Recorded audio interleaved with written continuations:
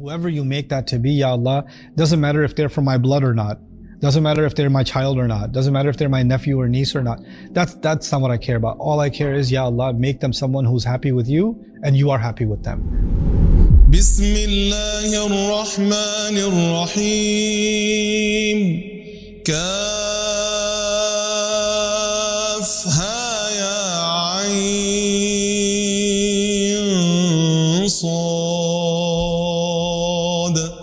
ذكر رحمة ربك عبده زكريا إذ نادى ربه نداء خفيا. رب اشرح لي صدري ويسر لي أمري واحلل عقدة من لساني يفقهوا قولي. فالحمد لله والصلاة والسلام على رسول الله وعلى آله وصحبه أجمعين. Everyone, assalamu alaikum wa rahmatullahi ta'ala wa barakatuh. Fear is a very powerful emotion, and there are lots of different kinds of fear. And it's interesting that Allah Azza wa Jal, instead of describing a man who is close to death, fearing death, he fears his legacy. He fears that he's not going to be able to carry on the legacy of good that he was hoping to carry on. Like the perspective Allah has given us in the story of Zakariya alayhi salam in Surah Maryam is that by the end of my life, the biggest fear I should have is I didn't leave something behind where the good can continue. That's the biggest fear I should have. So that's just a matter of perspective, right? But this fear is debilitating for him.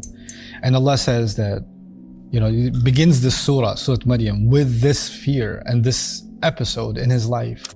ذِكْرُ رَحْمَةِ رَبِّكَ عَبْدَهُ Zakariya. Zakariya has lived a long life, and we don't learn anything about his early life in the Quran.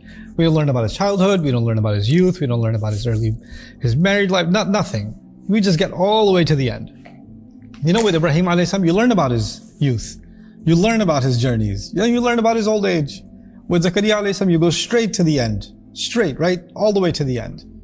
And Allah says the mention of the rahmah, the loving care of your Rabb to his slave Zakariya, meaning make mention of this, because what is the rahmah of Allah then? The rahmah of Allah comes when a slave of Allah is in the most desperate, fearful state, sad state. In this case, it's actually fear. إِذْ نَادَى رَبَّهُ نِدَاءً خَفِيًّا, when he made a secret call to Allah. Now there's a spiritual side to that. He hid his call from everyone, right? Nobody knows that he's making this dua. He's not making this in front of everyone. It's just between him and Allah. But there's another side to that. He doesn't have people around him that if they hear this dua, he doesn't know how they will manipulate that dua. He doesn't have people that he can trust. You can make dua together, right? When so many ad'iyah of the Quran are Rabbana, right? But he needs to make sure this dua that he's making to Allah, nobody can hear it. And he has to do this in private. So there's a spiritual side to that, but there's actually a social anxiety side to that also. Because these are his deepest worries, and he doesn't trust the people around him to know his deepest worries. And we're going to learn that about him too. Like he's actually not secure with the people that are near him. Inni khiftul mawaliya min wara'i. The people that are going to be left behind me, I can't really trust them. Anyway, so he says, قَالَ رَبِّ إِنِّي وَهَنَ الْعَظْمُ مِنِّي وَاشْتَعَلَ الرَّأْسُ شَيْبًا وَلَمْ أَكُنْ بِدُعَائِكَ رَبِّ شَقِيًّا. My bones are getting weak and they're getting away from me. What a way to describe, arthritis, or the way to describe, the lack of bone flexibility, and, our basic movements, like, curling your arm or moving your knee. These are basic movements, right? But as we age, our bones and our joints, they start rebelling against us. They're not moving the way we should. You see an old man walking more slowly or having a harder time getting up on a step. And so those same bones that have worked for me all this time, because of weakness, they are now working against me, not for me. They're getting away from me. So he describes the weakness in his bones. And now keep this together. He's not describing his weakness in front of anybody else. He doesn't want anybody else to know that he's complaining of the pain in his joints, and the weakness that he feels, the back pain that he might feel, the legs or the hips or whatever else that he's feeling. He's not letting anybody else know, because he is the leader of his community. He is the symbol of strength. And if they notice that he's even affected by that weakness, then they might take advantage of it.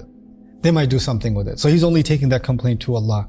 وَاشْتَعَلَ الرَّأْسُ شَيْبًا. And then he tells Allah that my hair, it's like a fire came and left the ash behind on the firewood, right? That's what my hair looks like, meaning age has burnt through my youth, right? And it's just the ash of white hair left now on my head. وَاشْتَعَلَ الرَّأْسُ شَيْبًا وَلَمْ أَكُنْ بِدُعَائِكَ رَبِّ شَقِيًّا. And I've never ever been miserable, and I've never been hopeless when it comes to asking you for something.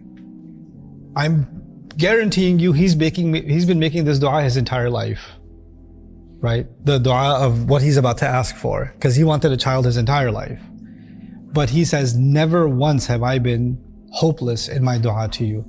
But now he's reached the end of his life, and he says, إِنِّي خِفْتُ الْمَوَالِيَ مِنْ وَرَائِي. The people that are going to take charge after I'm gone, I'm afraid. Now there's two meanings here. I'm afraid for them, and I'm also afraid of them.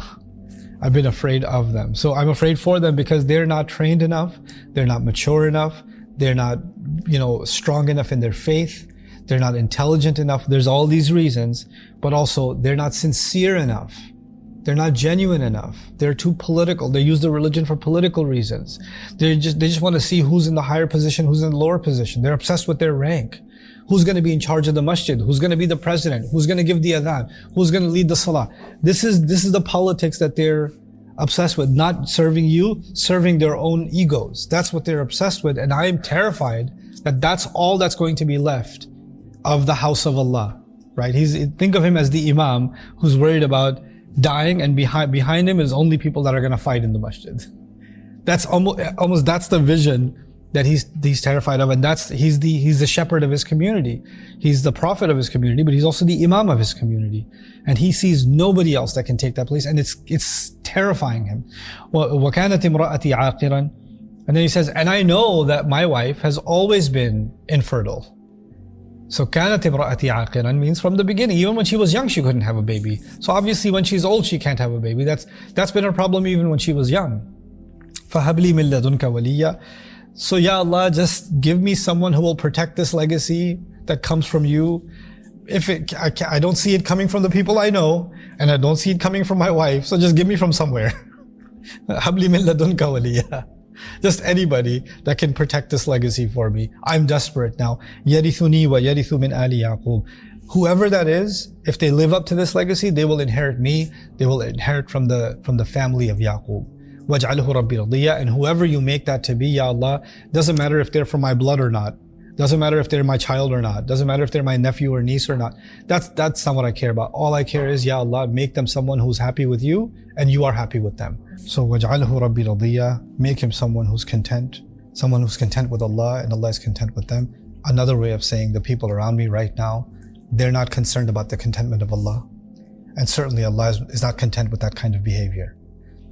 We're learning about someone who's in a Muslim community, someone who's in a believing faith community. He's not surrounded by kuffar, he's surrounded by believers. And he cannot trust other believers to take the role of serving Allah's deen. That's why, and by the way, he's not in some marketplace. He's not in some government house. He was actually in the house of Allah. He was in the masjid, right? So it's the masjid people that worry him. It's pretty scary. Because obviously, where are you going to find people that are conscious of Allah? You're not going to find them in the marketplace or the government house, or you would hope you would find them in Allah's house. But he's saying the house of Allah itself is flooded with egos, and it's flooded with insincerity, and it's flooded with people that just want competition and position and power and status. And none of that is about pleasing Allah. And certainly Allah is not pleased with that. I need someone who will carry the true legacy of Yaqub alayhi salam. ما تعبدون من بعدي نعبد إلهك وإله آبائك إبراهيم وإسماعيل وإسحاق إلها واحدا ونحن له مسلمون. People that can leave all of their social and their personal egos and their status outside the door and come and just want to please you. So now this is the fear, and he doesn't know where that's going to come from, but he's turning to Allah in this moment of desperate fear, because he's going to be gone soon. His way of saying my bones are getting away from me is actually suggesting, you know how when we die our bones decay and the bones actually separate and the skeleton just starts breaking apart, etc. right? It's almost as if the process of my death has already begun. And the hair is already burnt and ashed, which is another symbol for death. So I'm on the very edge of death now. And the only thing I can think about is what's going to happen after to this place. The house of Allah isn't just a building with a beautiful carpet and the right direction for Qibla and the Quran being recited or the word of Allah being recited. In his case, the Torah being recited, right? Back in that day. That's not all it is. This is a place where Allah is truly worshipped sincerely. And all of the dark elements of humanity, right? They are put in check and they are humbled before the worship of Allah. And so it's hurting him so much that if the house of Allah becomes empty of that, where is the entire nation going to find it? Or if not here, then where? Right? What better way to destroy the future of Islam than to corrupt the pure, sincere spirit of the house of Allah? Because if the house of Allah is no longer giving sincere, beautiful guidance, then the humanity is done for. What are you going to find it at the mall? You're going to find it at the movie theater. Where are you going to find it? So this is what terrifies him, and now Allah gives him that relief. So these ayat are about that fear and then the relief. And that relief from that anxiety is, Ya Zakariya, inna nubashiruka bi ghulamin ismuhu Yahya, lam naj'al lahu min qablu samiyya. What a beautiful name too. We're giving you good news of a child whose name is going to be Yahya. He lives.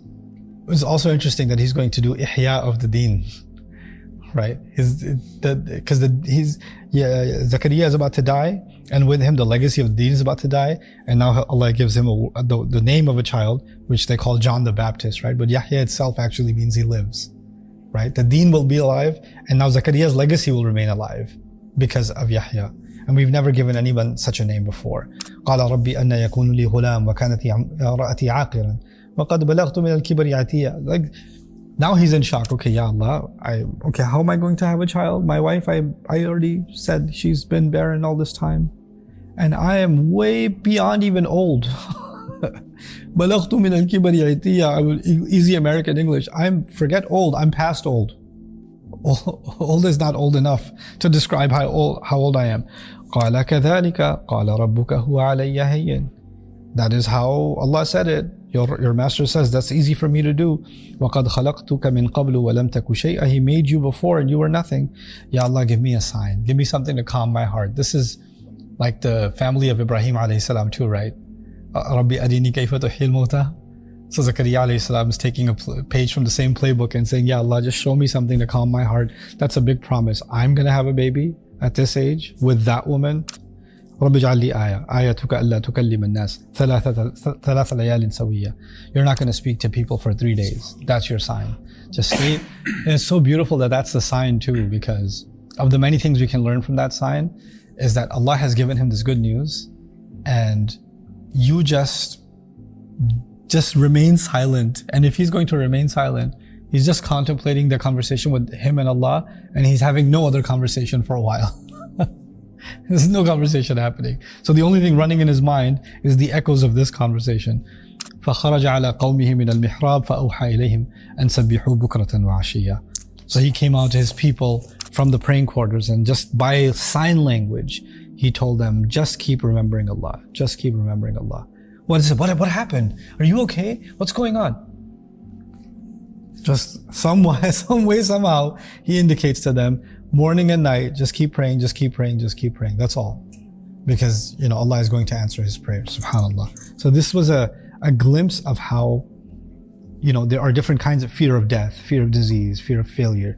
But here's a fear of losing the religion for future generations, losing the spirit of Islam, right? A fear that we don't normally associate with fear, right? That Allah introduced us to in this beautiful surah. So let's hear Shaykh Ibrahim recite these beautiful ayat to capture that fear and then the beautiful relief that Allah gave to Zakariya alayhi salam.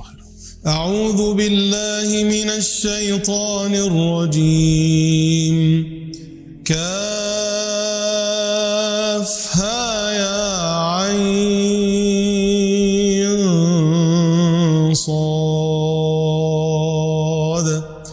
ذكر رحمة ربك عبده زكريا إذ نادى ربه نداء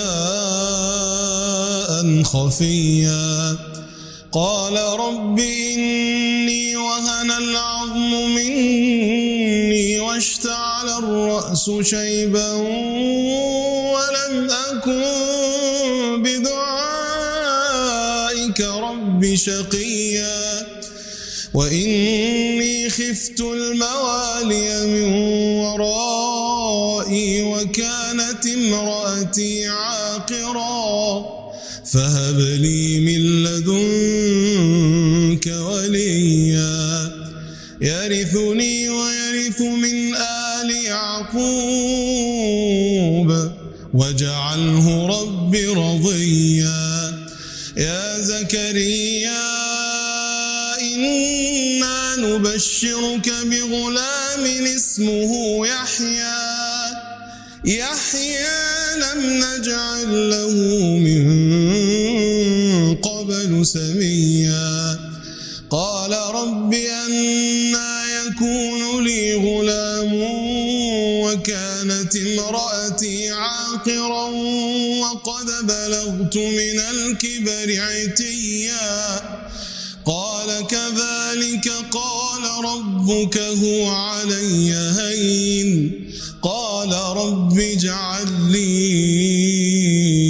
آية قال آيتك ألا تكلم الناس 3 ليال سويا فخرج على قومه من المحراب